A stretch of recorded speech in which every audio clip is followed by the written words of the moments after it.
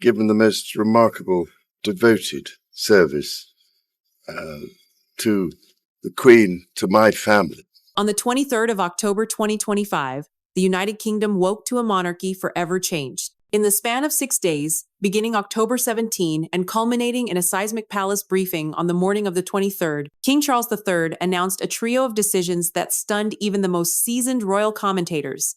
These weren't symbolic gestures or PR maneuvers. They were foundational shifts, with the power to redefine the modern British monarchy from the inside out. And if you're thinking this was just another quiet chapter in the royal family's long history of rebranding, think again.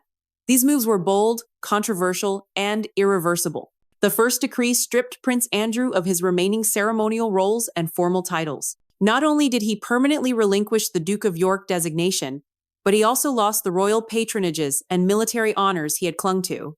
Overnight, Andrew went from faded royal to full civilian. The palace press release was clinical. No elaboration, no sentiment. Just one line. The King, with the advice of the Privy Council, has approved the retirement of Prince Andrew from all public royal representation. Sources confirm that the final straw was Andrew's attempt to leverage his title in private business circles, leading to whispers of conflict of interest. Palace insiders say Charles acted with firm intent.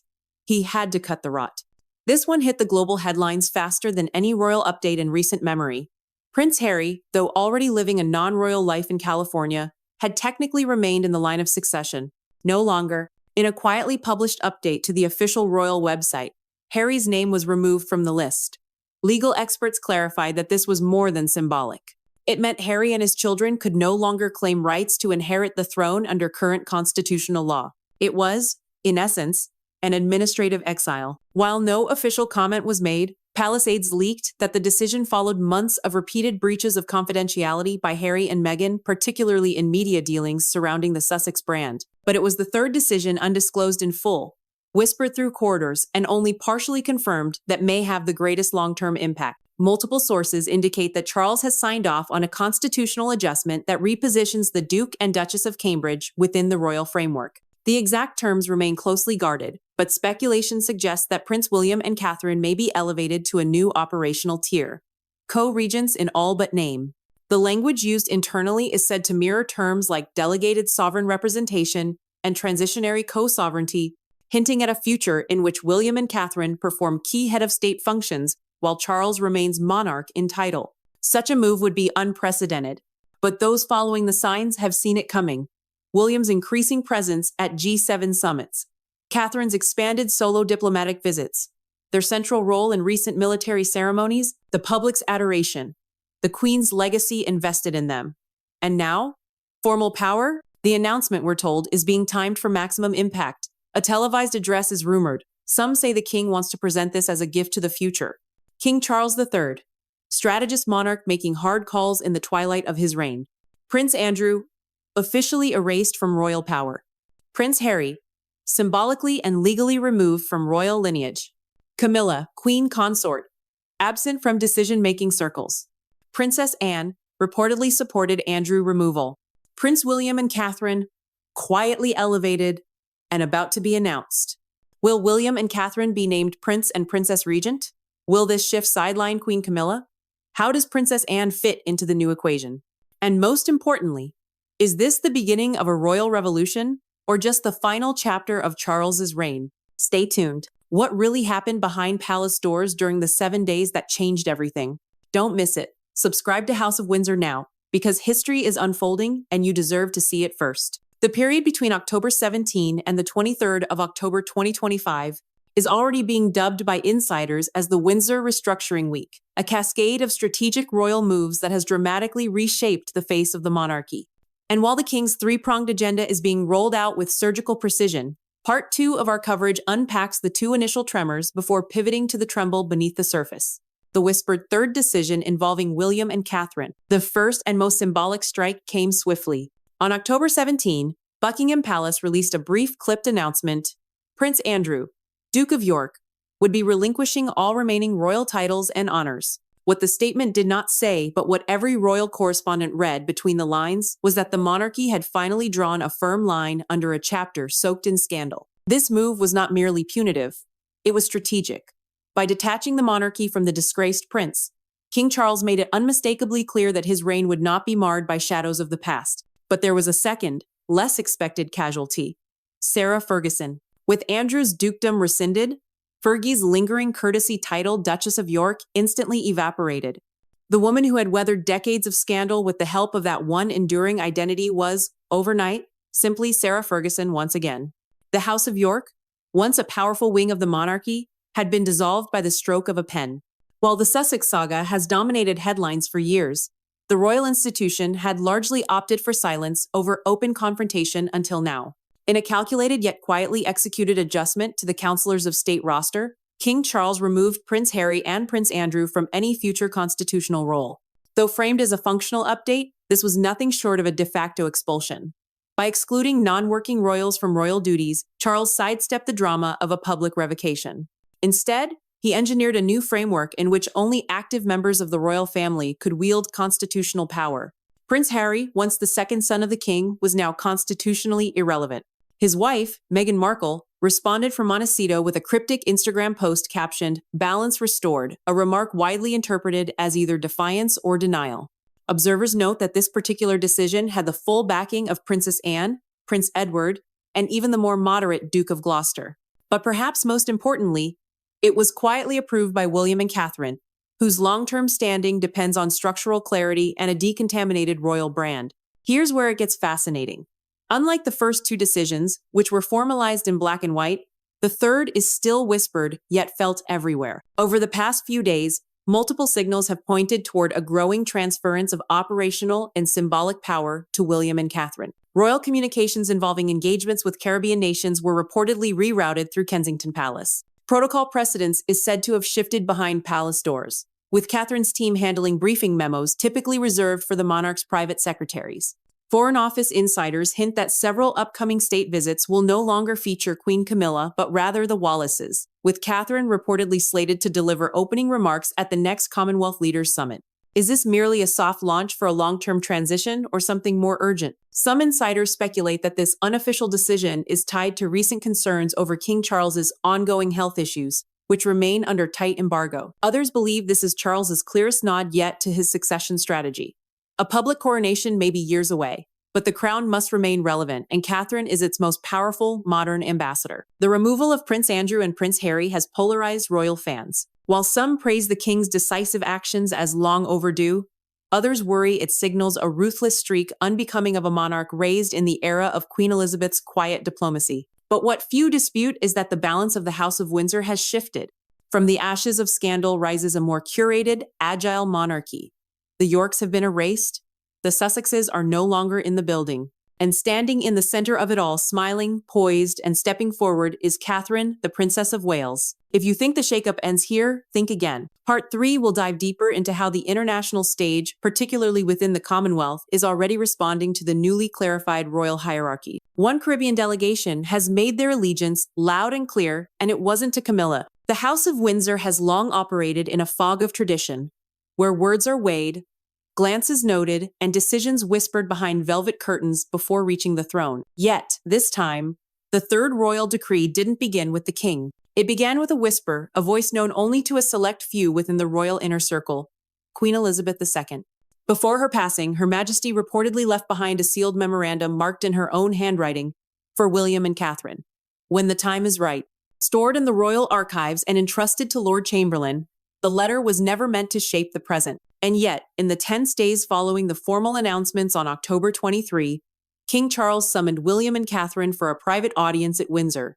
What followed, according to multiple palace insiders, was a meeting not just of family but of strategic consequence. Charles, despite his public resolve, had begun to feel the strain of Camilla's deepening controversies and public dissatisfaction. He was no longer simply the monarch. He had become a lightning rod. The crown, though polished with ceremonial might, was tarnished in the eyes of the Commonwealth, and he knew the future could no longer rest in aging hands. Catherine emerged as the pivotal figure. Trusted by Caribbean leaders, respected by British citizens across generational divides, and loved globally for her unwavering grace under pressure, she embodied not only stability but diplomatic redemption. As Charles read aloud Queen Elizabeth's final memo, a royal transformation quietly began to take shape. This memo, known internally as the Emerald Transition Plan, outlined a gradual shift of soft power from the reigning monarch to the Prince and Princess of Wales. Not a formal abdication, but a rebalancing of visibility, authority, and influence. And it was backed by a sovereign's dying wish. Its terms were clear. Catherine and William would begin representing the crown in all foreign engagements across the Commonwealth. Catherine would be granted temporary custodianship over the Queen Mother's archival diplomatic records, a privilege only ever held by reigning monarchs or consorts. The couple would spearhead the new Royal Reconciliation Initiative, a 5-year diplomatic tour aimed at repairing fractured relations with Caribbean nations, Canada, and South Africa. This third royal decision, though not published in the court circular, was set into motion on October 23. And while the world watched headlines about Andrew's disgrace and Camilla's fumbled remarks, the future of the monarchy was quietly placed in the hands of the next generation. The Duke of Kent, a quiet but influential elder statesman within the royal family, reportedly told aides, "The Queen saw it coming. Catherine isn't just a mother of heirs, she is the monarchy's breath of air." Princess Anne, who had long expressed doubts about Charles' long-term stamina in the role, was said to be privately relieved. While publicly remaining stoic, sources suggest she had lobbied behind the scenes for more prominent roles for William and Catherine, particularly after the fallout from the Caribbean tour earlier that year. Camilla, however, was blindsided. Palace insiders recount that she was not informed about the full contents of the Queen's memo. Upon learning of the new diplomatic role granted to Catherine, Camilla reportedly questioned the move. Isn't she a bit too polished for her own good? The comment, overheard and leaked, sent royal watchers and commentators into a frenzy. International media pounced on the announcement of the Royal Reconciliation Initiative. The BBC hailed it as a masterstroke of royal diplomacy. The Guardian, often skeptical of the royal family, headlined, "Catherine takes the reins where Camilla stumbled." Across the Atlantic, American networks zeroed in on Catherine's rising influence. CNN dubbed her the modern queen without a crown. Caribbean papers that once bristled at Camilla's remarks began running op-eds, urging their leaders to engage with the Princess of Wales directly. Markets responded with subtle confidence. Tourism boards in Belize and Jamaica began preparing quietly for a possible 2026 visit, according to leaked travel briefs. Yet, for all its positive reception, the Emerald Transition Plan has raised as many questions as it has answered. Is Charles preparing to step aside earlier than expected? Will Catherine be elevated to a co-sovereign role in all but name? What will become of Camilla's influence as the crown subtly shifts toward the Wallaces? These questions have no easy answers, but one thing is clear. The Windsors are no longer merely surviving.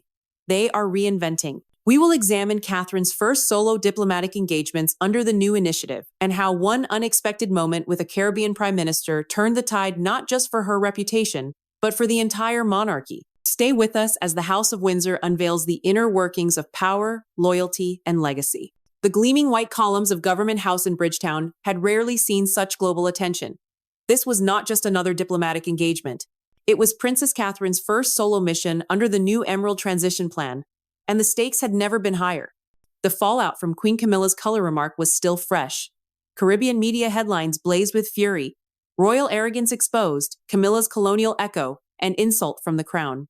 Protests in St. Vincent and Grenada saw demonstrators waving placards demanding reparations and calling for immediate Republican referendums. In Jamaica, the Prime Minister had publicly announced the country was reconsidering the monarchy's symbolic value. It was into this diplomatic storm that Princess Catherine stepped. Behind closed doors at Buckingham Palace, King Charles was told by his advisors that public trust was at risk. The Caribbean Commonwealth bloc, once a reliable supporter of the crown, was fracturing. The king's third reform decision to reposition William and Catherine as the royal family's primary diplomatic envoys was now facing its first true test. If Catherine fails, one senior aide reportedly warned, it won't just be her reputation at stake. It'll be the entire Commonwealth alignment. But failure was never part of Catherine's vocabulary. When Catherine descended the steps of the royal jet, wearing a flowing emerald green dress by a Barbadian designer and no hat, a gesture meant to signify openness and humility, Caribbean commentators were immediately taken aback. No Camilla-style formal distance, no excessive security protocol, no veiled expressions of superiority. Instead, Catherine extended her hand first, made deliberate eye contact, and greeted local officials in patois-accented English. Thank you for having me here in this beautiful land. Catherine's first major event was a closed-door roundtable with regional youth leaders. Instead of delivering a rehearsed speech, she asked them, "If you were in my shoes, how would you heal this wound?" There was silence. Then, a young Trinidadian law student responded, by listening, not just hearing listening. That moment went viral. Catherine's expression, genuine, thoughtful, slightly vulnerable, was screenshotted across Caribbean, TikTok, and Twitter. Later that evening, she appeared at a state dinner where she diplomatically addressed the controversy without directly naming Camilla. Respect is not inherited. It is earned, especially by those who wear crowns. The next morning, Catherine skipped a scheduled press conference. Instead, she appeared unannounced at Pelican Craft Center in Bridgetown, shopping local and chatting freely with vendors. When a local artisan asked if she'd accept a handmade necklace, Catherine said, "Only if I can pay for it." That response made front-page headlines across the Caribbean. She pays her way, Catherine breaks royal mold. By the third day, even skeptical Caribbean journalists were praising Catherine's grace. One editorial in the Jamaica Gleaner wrote, "Camilla left a bitter taste.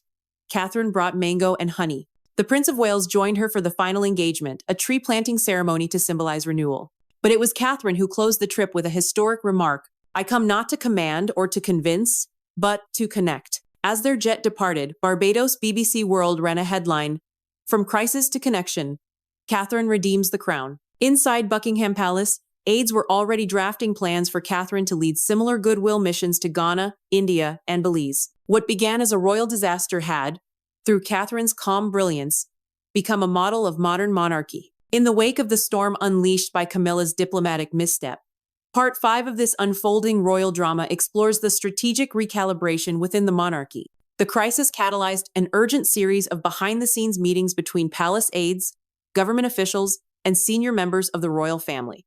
While the world reeled from headlines highlighting Camilla's tone-deaf remarks, the House of Windsor quietly began to reorient its public image and realign its inner circle. And at the center of this realignment was Catherine, the Princess of Wales. King Charles III, often characterized as cerebral and consultative, responded to the backlash not with fury, but with a calculated silence. Buckingham Palace issued no direct apology, but insiders confirmed that the king was privately furious at the political damage done by Camilla's words. According to one senior palace source, Charles convened a private meeting at Windsor Castle with his most trusted advisors, including Lord Chamberlain Andrew Parker, Private Secretary Clive Alderton, and Prime Minister Rishi Sunak, with Catherine attending in a surprising show of status. The outcome?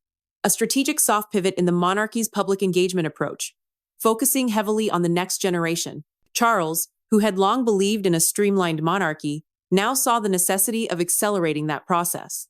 While he would not remove Camilla as queen consort, her role in future diplomatic tours would be reevaluated. Charles had 3 new directives to be implemented immediately. All Commonwealth-facing diplomatic engagements must involve either William or Catherine. All royal speeches or public remarks must pass through an updated sensitivity and historical context filter team. Catherine is to spearhead a new Unity and Diversity initiative under the Royal Foundation. These decisions, formalized just days after the Caribbean fallout, marked an unprecedented shift in power dynamics and optics. Catherine's return to London was met not just with applause, but with a subtle coronation of responsibility. Overnight, she became the monarchy's unofficial minister for goodwill. Her demeanor during the Caribbean apology tour, particularly her unfiltered interactions with Barbadian Prime Minister Mia Mottley and Jamaican cultural leaders, became viral sensations. The warmth, the tact, the unfeigned curiosity. It was textbook Catherine. But insiders say it was what the cameras didn't show that sealed her ascendancy. At a closed-door reception in Kingston, Catherine gave an unscripted, heartfelt speech addressing the painful legacy of the empire, acknowledging that true friendship must be built on truth, dignity, and listening. The words weren't vetted by aides, they came from her. According to a Jamaican official present, there wasn't a dry eye in the room. This emotional intelligence, the precise quality Camilla seemed to lack, turned the tide.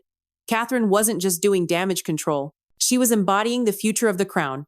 Inclusive, global, and emotionally attuned. Prince William's role in the aftermath was no less important, though more restrained. Behind the scenes, William reportedly supported the palace's new reforms and privately expressed concerns about Camilla's increasing visibility on the world stage. In internal discussions, he was said to have pushed for clearer boundaries around Camilla's diplomatic participation, noting, according to a leaked aide memo, that good intentions are not enough if the impact is harm. Observers noted that William deliberately took a step back during Catherine's Caribbean diplomacy tour, allowing his wife to command the spotlight.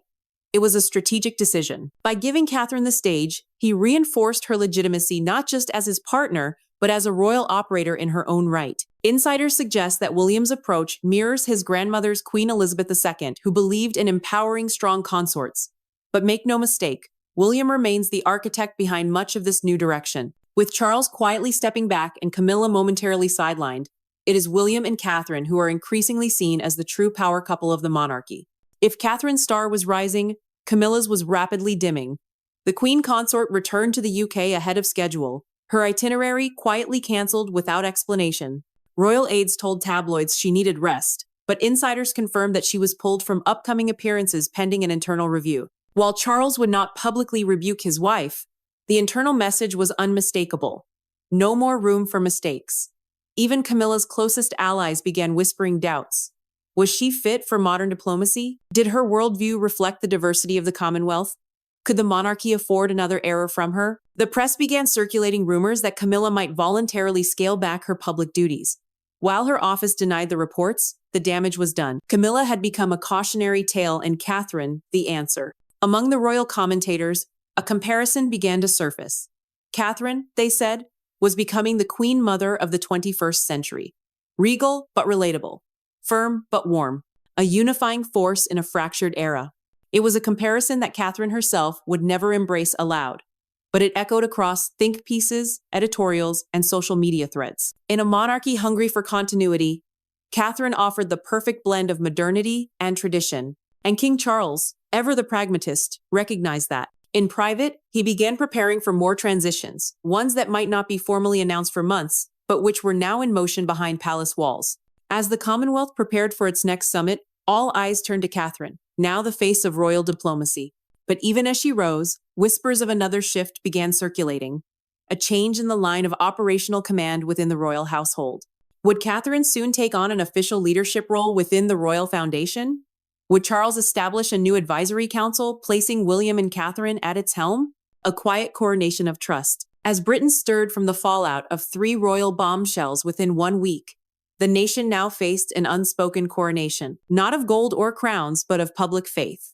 In the court of global opinion, Catherine, the Princess of Wales, had emerged as the spiritual sovereign of a monarchy trying desperately to survive itself. The week that began with Prince Andrew's erasure and the stunning unraveling of the York lineage had now ended with whispers of a fourth and final stroke of transition, one that would place the future squarely in the hands of William and Catherine. The king's strategic silence, William's increasingly visible leadership, and Catherine's sweeping public approval hinted at something quietly transformative. And Buckingham Palace, ever the theater of pageantry, understood better than anyone. When the old guard fades, not with a funeral, but with a memo, the ascendant must rise not with fireworks, but with function. Queen Camilla's role, already damaged by her diplomatic disaster with the Caribbean delegation, was reduced to ceremonial appearances only, according to sources close to Clarence House. Following her racially tinged gaffe that triggered diplomatic fury and public uproar, Camilla had been privately advised to withdraw from active public-facing engagements indefinitely. Insiders revealed that King Charles's decision to remove Camilla from Commonwealth initiatives, particularly those involving diversity, post-colonial relationships, or racial equity, was not merely strategic but reputational. The optics of continuing to have Camilla, a figure many perceived as symbolizing exclusion and elitism, front such efforts had become untenable. The Queen Consort's influence, which had been growing steadily since the late Queen Elizabeth II offered her blessing in 2022, was now stalling perhaps permanently. Her media interviews were canceled, her patronages were reassigned, her private secretary was replaced. By late October 2025, she had become a relic of a bygone internal monarchy model, respected but increasingly irrelevant. Not exiled, not disgraced, but gently airbrushed. Catherine's impact, however, was nothing short of seismic. The Princess of Wales was the only senior royal who managed to bridge multiple fractures at once. The public trust gap post Meghan, the diplomatic bridge with Caribbean nations, and the generational confidence required for post-Charles continuity. Her address to the Caribbean Cultural Alliance, delivered in carefully chosen language that acknowledged colonial wounds while offering present-day partnership, was praised across political aisles and continents. Several Caribbean leaders, including those previously planning Republican referendums, publicly reversed their tone. Princess Catherine's words reminded us that dignity can live in tradition as long as it listens, said Prime Minister Alicia Baptiste of St. Lucia. Behind closed doors, Catherine was not simply smiling and waving. She was restructuring.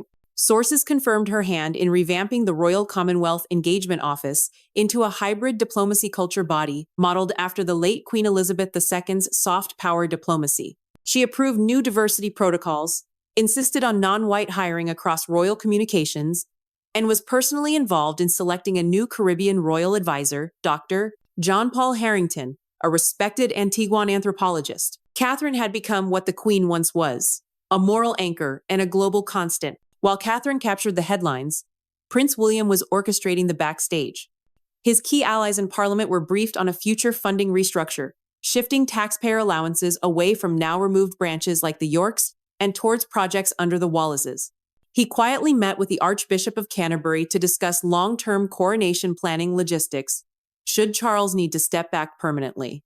But most significantly, William secured two unprecedented changes: the Royal Regency Provision 2025, a contingency clause allowing him to serve as active regent should the king's health decline; the Royal Diplomatic Charter, enabling him and Catherine to act on behalf of the monarch in any Commonwealth diplomatic mission, an explicit trust rarely granted without coronation. It was clear.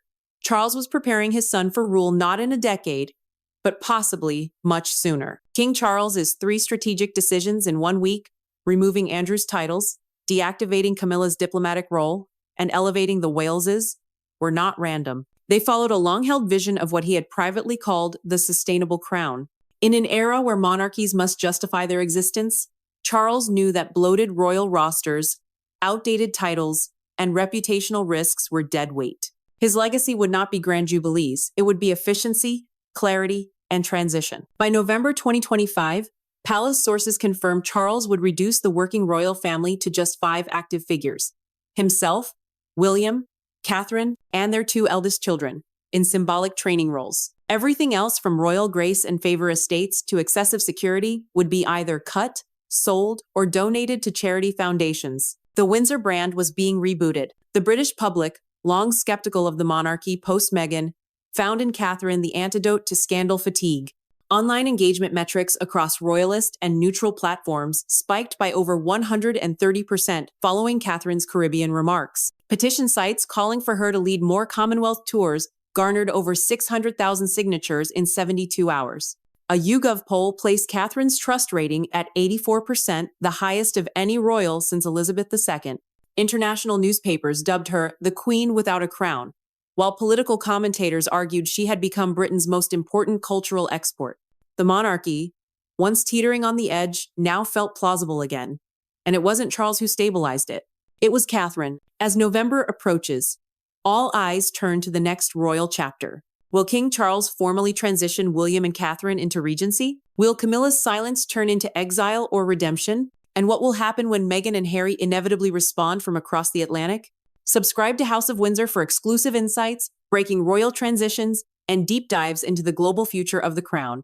Next episode: a new reign begins, the secret ceremony that changed everything. Drop your thoughts in the comments below. Is Catherine already queen in all but name? What should happen to Camilla's position after her diplomatic failure? Do you believe William and Catherine will officially lead the monarchy by 2026? The crown is changing quietly, swiftly, strategically, and you won't want to blink.